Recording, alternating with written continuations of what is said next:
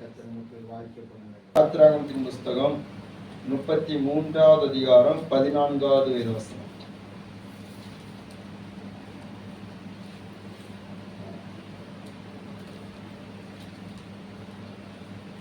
யாத்திராகமம் 33வது அதிகாரம் 14வது வசனம். அதற்கு அவர் என் சமூகம் உனக்கு முன்பாக செல்லும், என் சமூகம் உனக்கு முன்பாக செல்லும், நான் உனக்கு இளைப்பாறுதல் தருவேன் என்றார் என்று சொல்லப்பட்டிருக்கிறது. மோசே இந்த ஜனங்களை நடத்தி கொண்டு வருகிற போது, எகிப்திலிருந்து கொண்டு வந்த ஜனங்கள் அவர்கள் தேவனுக்கு விரோதமா பாவம் செய்த போது, அந்த பாவத்தின் நிமித்தமா தேவ கோபம் எழும்புகிறது. அந்த இடத்துல மோசே ஜனங்களுக்காக விண்ணப்பம் பண்ணுகிறார்.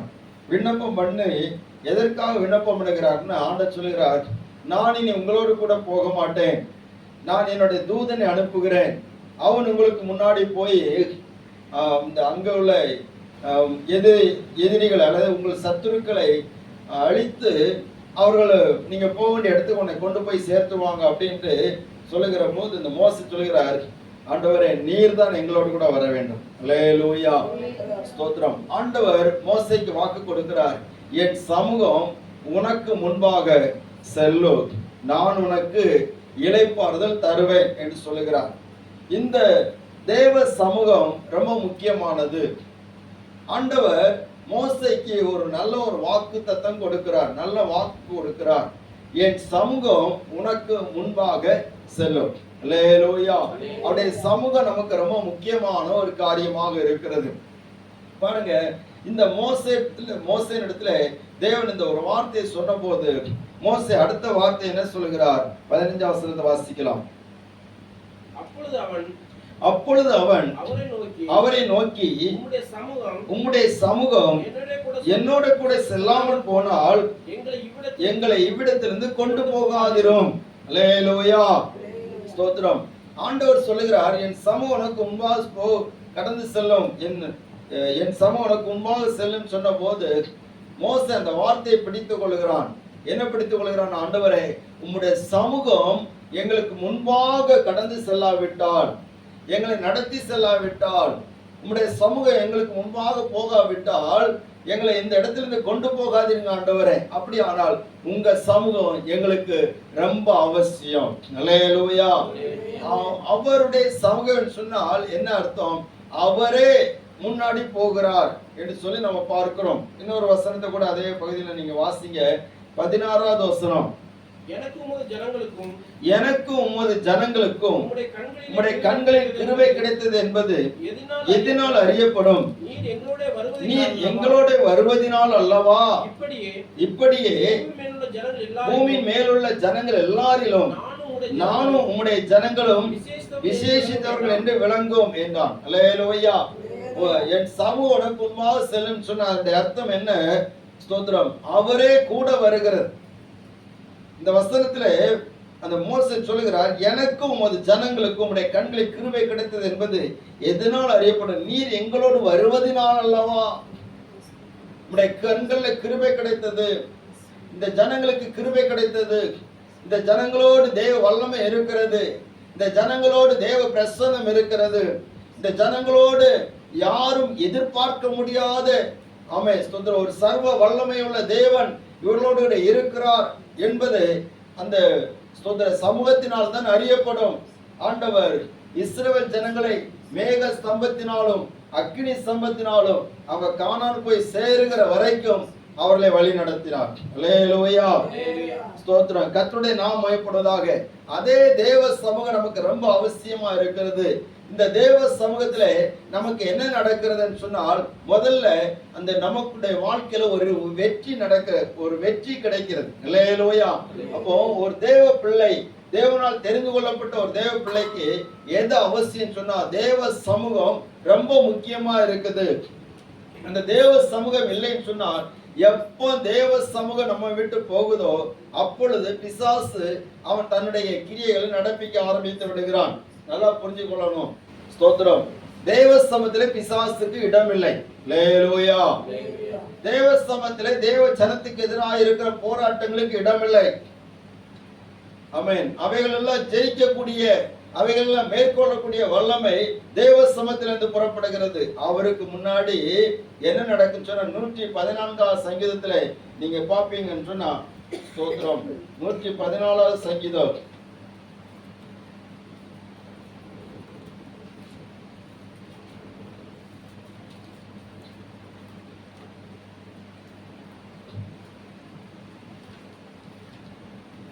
மூன்றாவது வசனம். கடல் கண்டு விலகி ஓடி கடல் கண்டு விலகி ஓடிட்டு யோர்தான் பின்னிட்டு திரும்பி யோர்தான் பின்னிட்டு திரும்பிட்டு மலைகள் ஆட்டுக்கடாக்களை போலவும் ம், குன்றுகள் ஆட்டுக்குட்டிகளை போலவும் துள்ளினது. ம். கடலே கடலே நீ விலகி ஓடுகிறதற்கும் யோர்தானே யோர்தானே நீ பின்னிட்டு திரும்புகிறதற்கும் மலைகளே மலைகளே ஆட்டுக்கடாக்களை நீங்கள் ஆட்டுக்கடாக்களை போலவும் குன்றுகளே குன்றுகளே ஆட்டுக்குட்டிகளை போலவும் நீங்கள் ஆட்டுக்குட்டிகளை போலவும் துள்ளுகிறதற்கும் உங்களுக்கு என்ன வந்தது? பூமியே நீ ஆண்டவருக்கு முன்பாகவும் யாக்கோபுடைய தேவனுக்கு முன்பாகவும் அதிரு. அவர் கண்மலையை போதும். அல்லேலூயா. அவருக்கு முன்னாடி நீ அதிரு, அவருக்கு முன்னாடி நீ வழி விட்டுரு, அவருக்கு முன்னாடி நீ தடையா நிக்காத. அவருக்கு முன்னாடி அவரை பின்பற்றி வருகிற ஒரு கூட்ட ஜனம் வருகிறது. அந்த ஜனத்துக்கு எதிராக நீ தடையா நிற்க கூடாது. ஏன்னு சொன்னால், ஸ்தோத்திரம், அந்த ஜனத்துக்கு முன்னாடி வருகிறவர் யார் தெரியுமா? சர்வ வல்லமுள்ள தேவன். அல்லேலூயா. அப்போ தேவ சமூகம் நமக்கு முன்பாக போனால் நமக்கு தடை வராதுன்னு சொல்லி அர்த்தம் அல்ல. தடைகள் வரும், அவைகள் எல்லாம் விலகும். போராட்டம் வராதுன்னு சொல்லி அர்த்தம் அல்ல. போராட்டம் வரும், அவைகள் எல்லாம் ஜெயிக்க கர்த்தர் நம்மை பலப்படுத்துவார். அல்லேலூயா, அல்லேலூயா, ஸ்தோத்திரம்.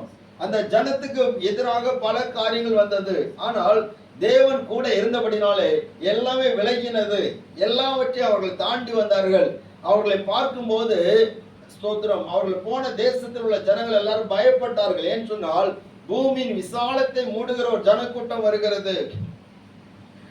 ஆமென். மந்தையானது வயல்வெளியை மேய்ந்து போடுகிறது போல எல்லா தேசங்களையும் மேய்ந்து போடுகிற ஒரு ஜனக்கூட்டம் வருகிறது என்று சொல்லி இந்த ஜனத்தை குறித்து பயப்பட்டார்கள். புதிய பாட்டு காலத்திலே கூட உலகத்தை கலக்கிறவர்கள் இங்கேயும் வந்து விட்டார்கள் என்று சொல்லி ஜனங்களை குறித்து அவர்களுக்குள்ளால ஒரு எண்ணம் உண்டாயிற்று. தேவ பிள்ளைகளே, அப்படியானால் நாம் ஒவ்வொருவரும் தேவ சமூகத்தை உடைய தேவ பிள்ளைகளாக இருக்கணும். அல்லேலூயா, அல்லேலூயா. தேவ சமூகம் நமக்குள்ள எப்பொழுது இருக்குதா என்பதை நம்ம கொஞ்சம் பார்க்கணும். ஏன்னு சொன்னா, நமக்குள்ளால தேவ சமூகம் இருக்கிறது. நாம் தேவ சமூகத்துல தான் நம்முடைய ஜெபங்கள்லாம் கேட்கப்படுகிறது. 1 ராஜாக்களின் புஸ்தகம் 9வது அதிகாரம் 3 வசனத்தை ஒருவர் வாசிக்கலாம். கர்த்தர் அவனை நோக்கி நீ என் சமூகத்தில் செய்த உன் விண்ணப்பத்தையும் வேண்டுதலையும் கேட்டேன். நீ கட்டின இந்த ஆலயத்திலே என் நாமம் என்றென்றைக்கு விளங்கும்படிக்கு அதை பரிசுத்தமாக்கினேன். என் கண்களும் என் இருதயமும் என்னாலும் அங்கே இருக்கும். அல்லேலூயா. பாருங்க, நீ என் சமூகத்தில் பண்ணின உன் விண்ணப்பத்தை கேட்டேன். அப்ப தேவ சமூகத்தை ஸ்தோத்திர விரும்பின மனிதன், தேவ சமூகத்தை வாஞ்சித்த மனிதன், அந்த மனிதன் தேவ சமூகத்தை நோக்கி ஜெபிக்கிற போது அவனுடைய விண்ணப்பம் எதுவாக இருந்தாலும் அதை ஆண்டவர் கேட்கிறவராக இருக்கிறார். இந்த ஸ்தலத்திலே செய்யப்படும் ஜெபத்துக்கு என் கண்கள் திறந்தவைகளும் என் செவிகள் கவனிக்கிறவைகளுமா இருக்கிறது. அல்லேலூயா. அப்போ நாம் ஜெபிக்க வேண்டிய ஒரு இடம் இருக்கிறது. நாம் ஜெபிக்க வேண்டிய ஒரு இடம், நம்முடைய விண்ணப்பங்களை தெரியப்படுத்த வேண்டிய ஒரு இடம் இருக்கிறது. அப்போ தேவ சமூகத்தில் நம்முடைய விண்ணப்பங்களை தெரியப்படுத்தணும்.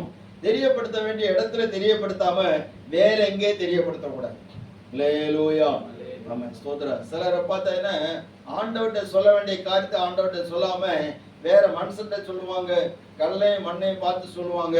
அது அவர்களுக்கு போராட்டமாக அமைந்துவிடும். ஆனபடினாலே நாம் தேவஸ்தானத்தில் நம்முடைய ஜெபத்தை ஏறெடுக்க ஆண்டவர் நமக்கு கட்டளையிடுகிறவராக இருக்கிறார். அது மட்டுமல்லாது 1 நாளாகமத்தின் புஸ்தகம் 16வது அதிகாரம் 27வது வசனம்.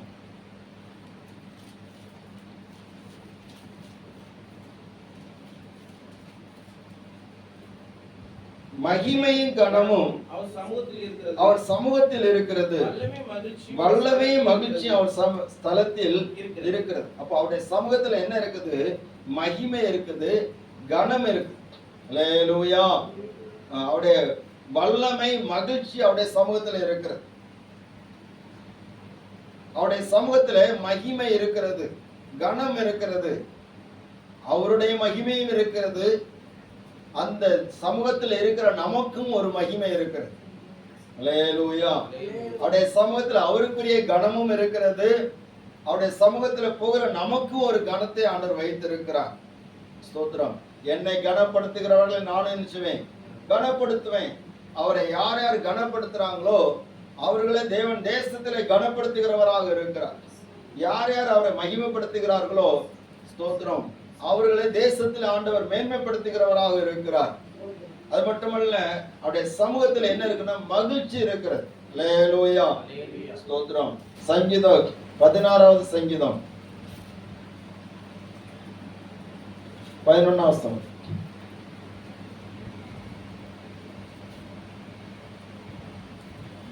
ஜீவ மார்க்கத்தை எனக்கு தெரியப்படுத்துவீர். ஜீவ மார்க்கத்தை எனக்கு தெரியப்படுத்துவீர். உம்முடைய சமூகத்தில் பரிபூரண ஆனந்தமும், உம்முடைய சமூகத்திலே பரிபூரண ஆனந்தமும், உம்முடைய வலது பாரசில் நித்திய பேரின்பமும் உண்டு. அல்லேலூயா. சத்தம் அல்லேலூயா. எத்தனை பேருக்கு பரிபூரண ஆனந்தம் வேணும்? அல்லேலூயா. பரிபூரண ஆனந்தம். சிலவங்களுக்கு பேர் தான் அப்படி இருக்கும், ஆனா அவங்ககிட்ட ஆனந்தத்தை பார்க்கவே முடியாது. ஸ்தோத்திரம். ஆண்டவருக்கு சமூகத்துல நமக்கு சந்தோஷம் அடைய நம்ம பழகிட்டோம்னு சொன்னா வேறு எதுவும் நமக்கு பெருசா தெரியவே தெரியாது. ஸ்தோத்திரம். இன்றைக்கு மனிதர்கள் சந்தோஷத்தை தேடி எங்கெல்லாம் ஓடுறாங்க. ஆனால் தேவ சமூகத்துல நமக்கு இருக்கிற சந்தோஷத்தை தவிர வேற மேன்மையான சந்தோஷம் எங்கேயுமே கிடையாது. நீங்க சங்கீதம் 122வது சங்கீதத்துல சொல்லி பார்க்கும்போது, கர்த்தருடைய ஆலயத்துக்கு போவோம் வாருங்கள் என்று அவர்கள் சொன்ன போது எனக்கு எப்படி இருந்துச்சாம்? மகிழ்ச்சியா இருந்தேன். அல்லேலூயா. 122வது சங்கீதத்துல வாசிங்க பார்ப்போம். கர்த்தருடைய ஆலயத்துக்கு போவோம், கர்த்தருடைய ஆலயத்துக்கு போவோம் வாருங்கள் என்று அவர்கள் சொன்னபோது மகிழ்ச்சியா இருந்தேன். பாருங்க, ஆண்டவருக்கு ஆலயத்துக்கு போவோம் சொன்னோடனே ஒரு மகிழ்ச்சி வந்துருது. சிலவங்களுக்கு நேற்றமா வந்தாலே கஷ்டமா இருக்கு. இப்ப தானே நேற்று வந்துச்சு, அதுக்குள்ளால மறுபடியுமா? அல்லேலூயா. சத்தம் அல்லேலூயா. ஆமா, மறுபடியுமா? இப்பதானே திங்கட்கிழமை பிறந்த பொழுது அடுத்தால நேற்றுக்கிழமையா? ஸ்தோத்திரம். இதுதான் கால சக்கரம், சுழண்டு கொண்டே இருக்கும். பாருங்க, ஆனா ஆண்டவருக்கு சமூகத்துல இருந்து பழகிறவங்களுக்கு எப்போ ஞாயிற்றுக்கிழமை வரும்னு சொல்லி பார்த்துட்டு இருப்பாங்க, எப்போ ஆண்டவர் ஆராதிக்க போகலாம் சொல்லி பார்த்துட்டு இருப்பாங்க. ஏன்னா அவங்க மகிழ்ச்சி பொங்கிக்கிட்டே இருக்கும். ஸ்தோத்திரம். அந்த இருதயத்துல மகிழ்ச்சி. இந்த தாவீது அவன் காட்டுல போயிட்டு ஆண்டோடைய ஆலயத்துல போக முடியாம ஆயிட்டு காட்டுல போயிட்டான். சவுலினால் துரத்தப்பட்டு காட்டுல போயிட்டு அங்க இருந்துட்டு அவன் மனசு எப்படி வாஞ்சிக்குன்னு, மானானது நீரோடைகளை வாஞ்சித்து கதறுவது போல, தேவனே என் ஆத்துமா உண்மையில் வாஞ்சியா இருக்கிறது. பண்டிகை ஆசரிக்கிற ஜனங்களோடு கூட நான் தேவாலயத்துக்கு போயிட்டு வருவேனே, அந்த மகிழ்ச்சி எனக்கு இல்லையே. அல்லேலூயா. ஸ்தோத்திரம். இதுதான் அவனுடைய ஏக்கமாக இருந்தது. அப்போ நமக்குள்ளால அந்த தேவ சமூகத்தை குறித்து ஒரு வாஞ்சையும் ஒரு தாகமும் நமக்குள்ள இருக்கணும். ஏன்னா அங்கதான் மகிழ்ச்சி இருக்குது. அவருக்கு சமூகம் எனக்கு முன்னாடி செல்லணும். ஸ்தோத்திரம். அவருக்கு சமூகம் முன்னாடி செல்லாட்டா பிசாசு முன்னாடி போவான். அவன் போய் நமக்குள்ளால கலக்கத்தை உண்டாக்கிடுவான், நம்முடைய வழிகள் எல்லாம் தாறுமாறு ஆக்கிடுவான். அல்லேலூயா. நீங்க எந்த வேலை செய்தாலும் என்ன செய்தாலும் ஆண்டவரே உம்முடைய சமூகம் எனக்கு முன்னாடி செல்லட்டும் ஆண்டவரே. அங்க போகிற காரியத்துல என்ன நடக்குன்னு எனக்கு தெரியாது, ஆனா உங்க சமூகம் எனக்கு முன்னாடி செல்லுன்னு சொல்லியாச்சுன்னா எல்லாம் சரியா. அல்லேலூயா. அல்லேலூயா.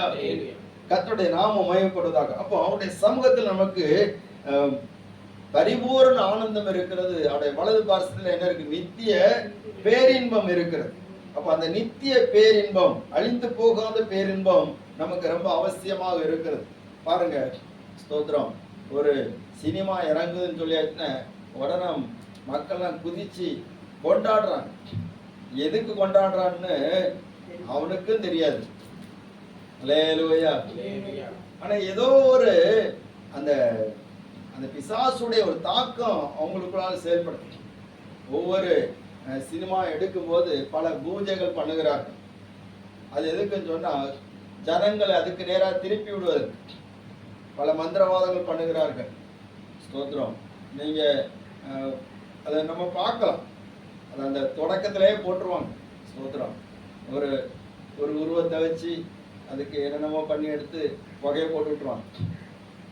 பார்க்குறேன்ல. ஏன்னா அந்த அசுத்த ஆவிகளுக்கு பூஜைகளை பண்ணி அந்த மக்களுடைய கவனத்தை அந்த அந்த காட்சிகளுக்கு நேராக திருப்புகிறது. இதுதான் பிசாசுடைய காரியம். இதனால அது பார்க்குறவங்களுக்குள்ளால ஒரு கொண்டாட்டம் வருது. அதுக்கு ஒரு அவங்க வாழ்க்கை திண்டாட்டமா மாறிது. ஸ்தோத்திரம். அதில் உள்ள ஆக்ஷனை இவன் பண்ணும்போது இவன் வாழ்க்கை சீரழிச்சு. லேலூயா. ஆனா ஆண்டவருடைய சமூகம் அப்படி கிடையாது. அது என்னென்னைக்கு மாறாத நித்திய பேரின்பமாக இருக்கிறது. அந்த நித்திய பேரின்பம் நம்முடைய வாழ்க்கையில் உள்ள அத்தனை கவலைகளையும் மறக்க பண்ணுகிறது. லேலூயா. ஸ்தோத்திரம். அப்படியானால் இந்த தேவ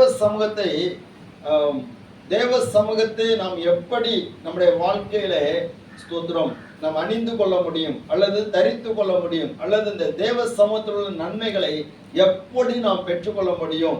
இந்த தேவ சமூகம் எப்பொழுது நமக்கு முன்பாக இருக்க வேண்டுமே, இந்த தேவ சமூகத்துல எப்பொழுது நாம் சந்தோஷமுடையவர்களாக மாற வேண்டுமே, அதற்கு வேதம் நமக்கு என்ன ஆலோசனை கொடுக்கிறதுன்னு சொல்லி நாம் பார்க்கும்போது சில வசனங்களை நாம் வாசித்து நம்ம தியானிக்க போகிறோம். சங்கீதம் 105வது சங்கீதம் 4வது வசனம். கர்த்தரையும் அவருடைய வல்லமையை நாடுங்கள், அவர் சமூகத்தை நித்தமும் தேடுங்கள். அல்லேலூயா. ஆமென். கர்த்தரையும் அவருடைய வல்லமையை நாடுங்கள், அவர் சமூகத்தை எப்படி தேடணுமா? நித்தமும் தேடணும். அப்ப நம்ம அவருக்கு சமூகத்தை நித்தமும் தேடணும். அப்படின்னு சிலவங்க எமர்ஜென்சிக்கு தேடுவாங்க. எமர்ஜென்சிக்குன்னு சொன்னா அவசர காலத்துக்கு ஏதாவது ஒரு பிரச்சனை வந்துன்னு உடனே ஆண்டவருக்கு சமூகத்தை நினைச்சுவாங்க, தேடுவாங்க. ஸ்தோத்திரம். ஆஸ்பத்திரியை நம்ம எதுக்கு தேடுறோம்? வியாதி வந்தோடனே அங்க போய் ஒரு ஊசியை மாத்திரையை தான் தரமாட்டாங்களா போட்டு நம்ம உள்ள ஃபீஸை கொடுத்துட்டு வந்துடுவோம். அதுக்கப்புறம் அந்த ஆஸ்பத்திரி பக்கமே போக மாட்டோம். அதுக்கப்புறம் எப்பவும் போகணும், அடுத்த பிரச்சனை வரும்போது போவோம். ஸ்தோத்திரம். அல்லேலூயா. ஆனா நம்ம ஆண்டவருக்கு சமூகம் அப்படிப்பட்டது கிடையாது. நித்தமும் தேடணும், தினந்தோறும் தேடணும், தாகத்தோடு தேடணும். ஏன்னா அந்த சமூகத்தை நம்ம விட்டுட்டோம்னு சொன்னா நம்ம வாழ்க்கையில் உள்ள அத்தனை ஆசீர்வாதங்களையும் சந்தோஷத்தை நம்ம இழந்துருவோம். அல்லேலூயா. ஆனா அப்படினாலே வேதம் சொல்லி இருக்கிறது, அவருடைய வல்லமை கர்த்தரையும் அவருடைய வல்லமையை நாடுங்கள், அவர் சமூகத்தில் நித்தமும் தேடுங்க. நேரம் கிடைக்கும் போது மட்டும் இல்ல, எப்போ அவருடைய சமூகத்தை நம்ம தேடிட்டே இருக்கணும். அப்படின்னு சொல்லி என்னை தேடுங்கள், அப்பொழுது நீங்கள் கண்டடைவீர்கள். அல்லேலூயா. ஸ்தோத்திரம். அதுக்குத்தான் அவரை தேடுவதற்கான எல்லா வாய்ப்புகளும் நம்ம உருவாக்கி கொடுக்கிறோம். தேவ சமூகம், அந்த தேவ பிரசன்னம் அது எப்பொழுது நம்மோடு கூட இருக்கணும். நம்ம வீட்டுல தேவ சமூகம் இருக்கணும். நம்ம போகிற வருகிற இடங்கள்லாம் தேவ சமூகம் இருக்கணும். அந்த தேவ சமூகத்தை நம்ம நித்தமும் தேடுகிற ஒரு பாக்கியத்தை நம்ம உடையவர்களா இருக்கணும். பாருங்க, சங்கீதம் 63வது சங்கீதம்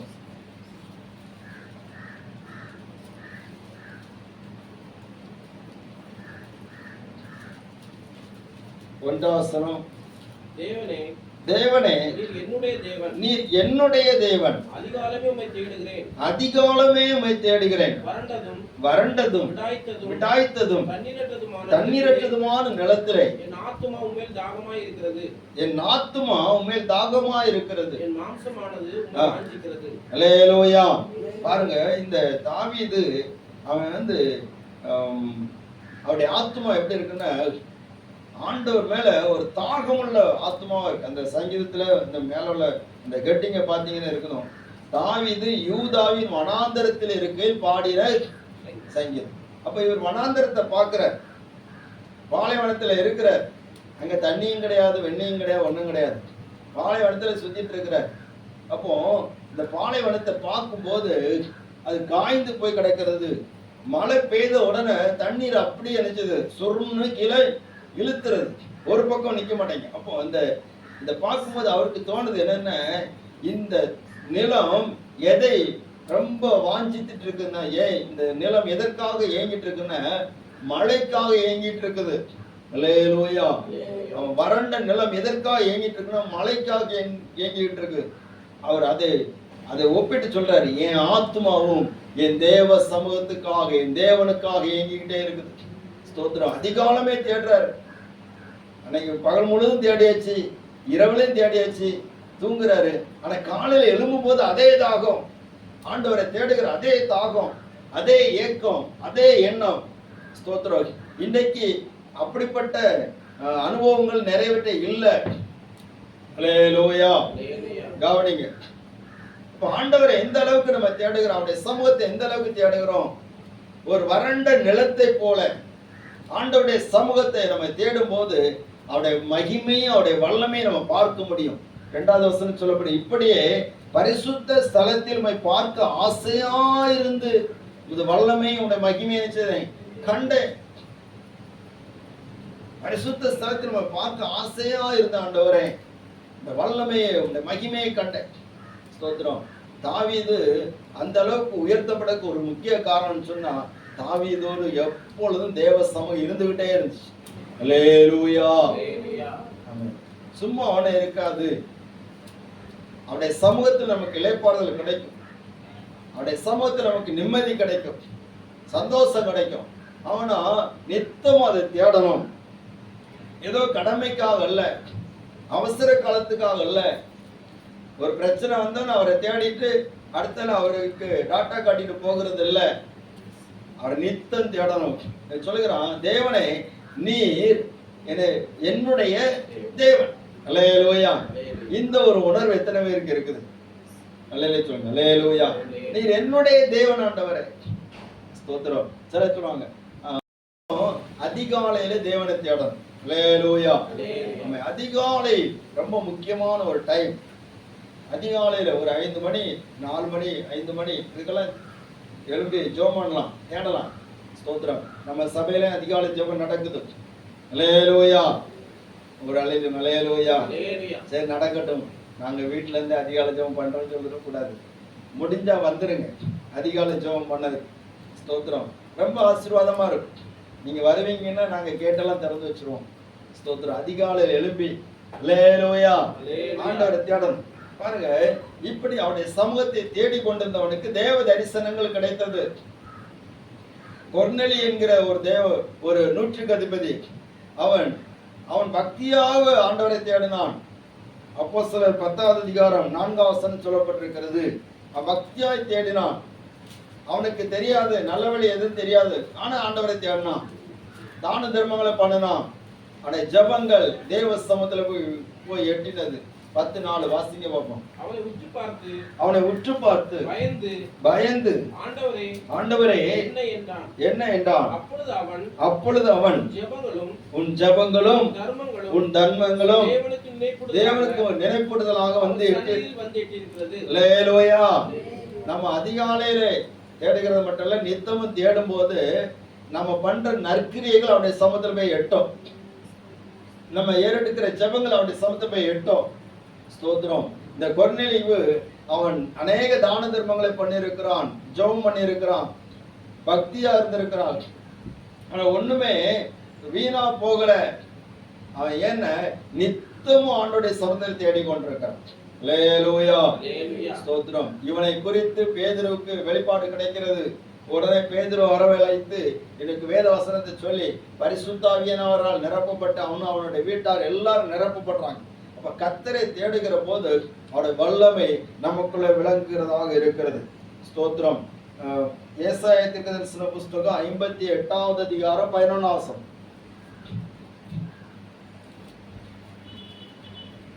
கர்த்தர் நித்தமும் உன்னை நடத்தி